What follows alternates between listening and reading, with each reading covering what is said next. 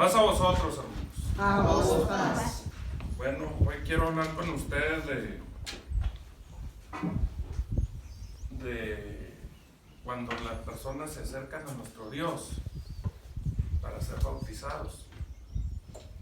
Dice allá en Juan 3, versículo 5, dice que quien no naciere de agua y del Espíritu Santo no puede entrar o no puede heredar el reino de nuestro Dios. Entonces es importante que nosotros nos demos cuenta de lo relevante que es para nuestro Dios nacer de nuevo. Muchos en el mundo decimos que somos hijos de Dios.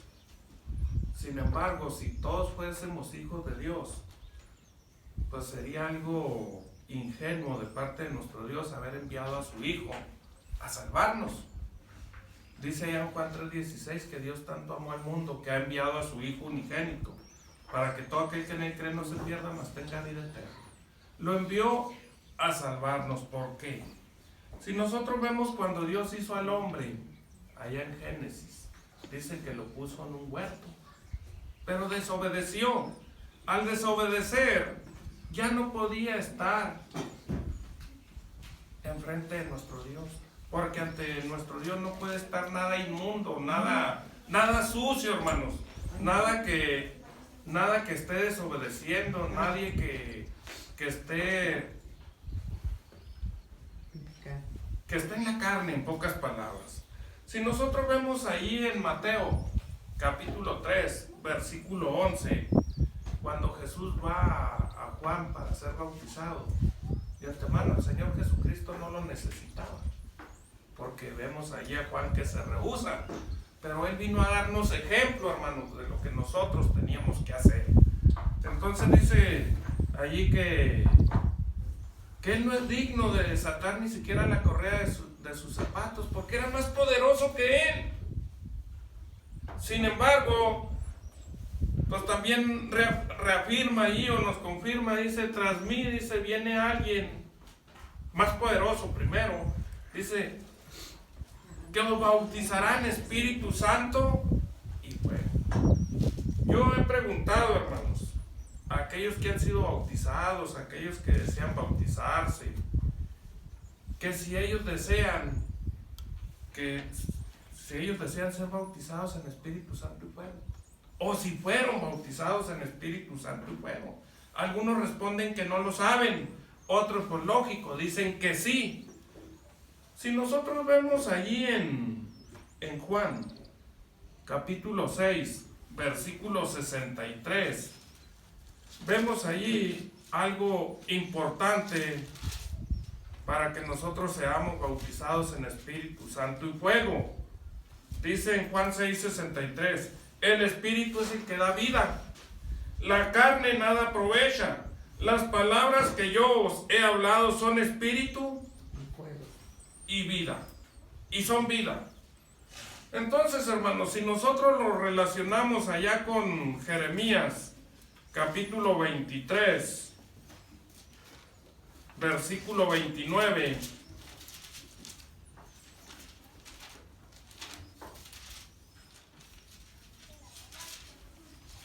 Jeremías capítulo 23 versículo 29, dice la palabra de nuestro Dios, ¿no es mi palabra como el fuego, dice Jehová, y como martillo que quebranta piedra? ¿Qué nos está diciendo todo esto, hermanos, cuando dice no es mi palabra como el fuego?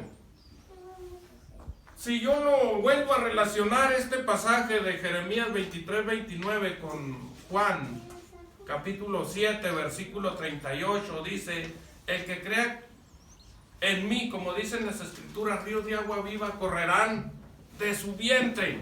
El que crea en mí, ¿cómo, hermanos? Como dicen las escrituras. Ya veíamos ahorita ahí en Juan capítulo 6 versículo 63, dice, las palabras que yo os he hablado son espíritu y son vida. Si yo, hermanos, al venir a nuestro Señor Jesucristo o al venir a Dios y ser bautizado, no escudriño la palabra de nuestro Dios, no busco su sabiduría, la sabiduría que emana de Dios, hermanos, ¿estaré siendo bautizado en Espíritu Santo y fuego? Es importante, hermanos, que nosotros escudriñemos su palabra. Si nosotros vemos allá en Primera de Pedro, en la primera carta de Pedro, capítulo 2, versículo 5,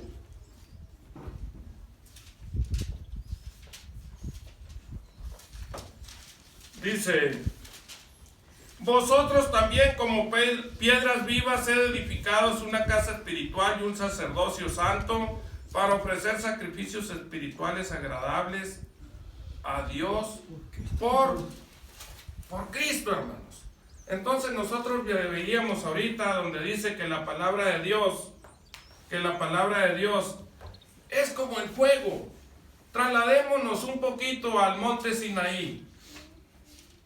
Cuando aquella tierra temblaba, que el cerro se veía esa magnificencia de nuestro Dios, ese poder que se estremecía, que se oía aquella voz y aquellas palabras de vida que nos dio a través de su siervo, de Moisés, esas palabras esculpidas por nuestro Dios, escritas con su poder, así dice su palabra, escritas en tablas de piedra, que hoy están escritas en vuestro corazón. Entonces, volviendo a hacer referencia a Juan 7:38, donde dice: el que cree en mí, como dice las escrituras, ríos de agua viva correrán de su vientre.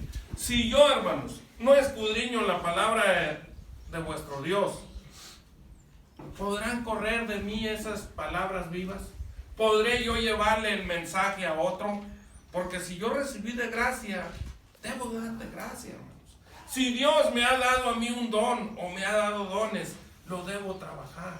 Pero si yo no busco esa sabiduría de Dios, si no escudriño su palabra, dice allá en Juan capítulo 5, versículo 39, dice allí que el testimonio, hablando del testimonio de nuestro Dios, dice: escudriñad las escrituras, porque os parece que en ellas tenéis la vida eterna, hermanos.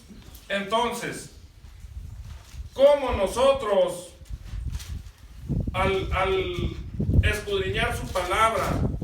Vemos allí en Proverbios 23, versículo 23, nos dice: compra la verdad y no la vendas. Compra la verdad. ¿Cuál verdad, hermanos? Si nosotros vemos allá en Juan 17:17, dice: santifícalos en tu palabra es verdad. Pero quiero mencionar allí en Proverbios capítulo 4, versículo 5, que nos dice la palabra de nuestro Dios.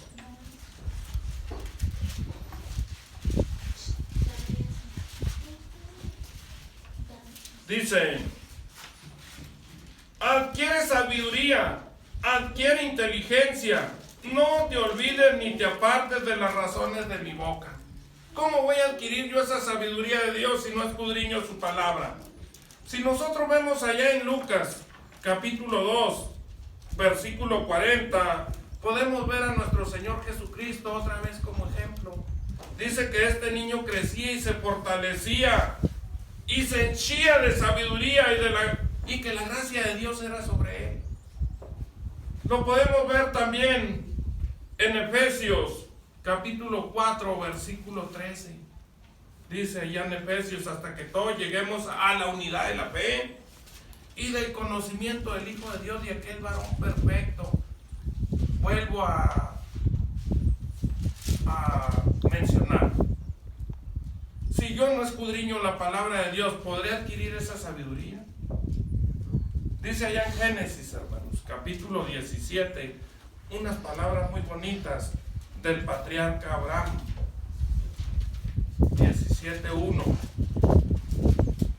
Dice: y siendo Abraham de edad de 99 años, aparecióse Jehová y le dijo: yo soy el Dios Todopoderoso, anda delante de mí y sé perfecto, hermanos.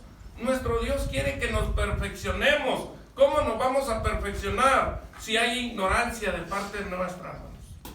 Incluso mismo Jesús nos lo dice allá en Mateo 5:48, dice que seamos perfectos como su Padre que está en los cielos es perfecto. Allí tenemos dos grandes ejemplos, hermanos, y esa debe ser nuestra misión. Nosotros que ya recibimos de gracia, esa debe ser nuestra misión para con las personas.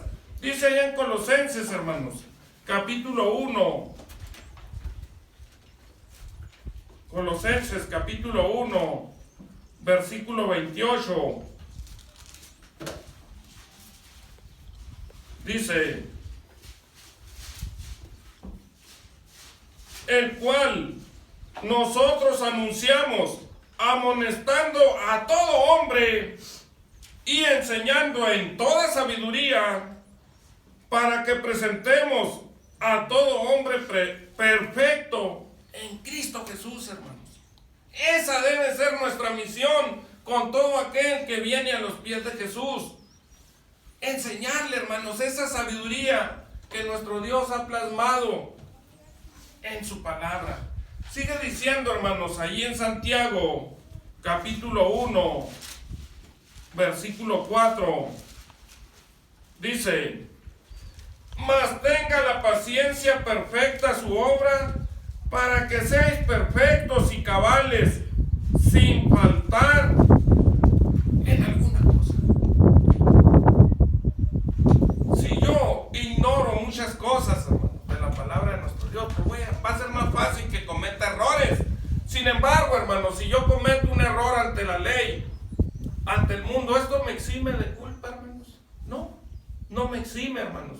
¿Por qué? Porque si yo no tuve el cuidado y ya existe una ley, entonces, hermanos, si ya existe la palabra de nuestro Dios, si yo la puedo tener y me dice: cómprala, hazte de ella, apropiate, y no la escudriño, hermanos, yo aquel día me podré justificar delante de nuestro Dios.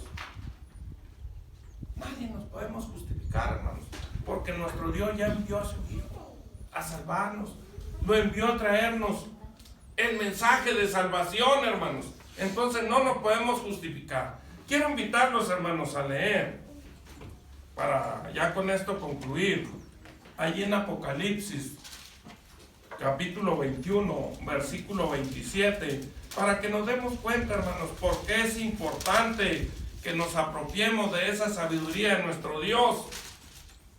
Porque Adán, al pecar, pudo estar ya ante la presencia de nuestro Dios, hermanos. Fue echado del huerto.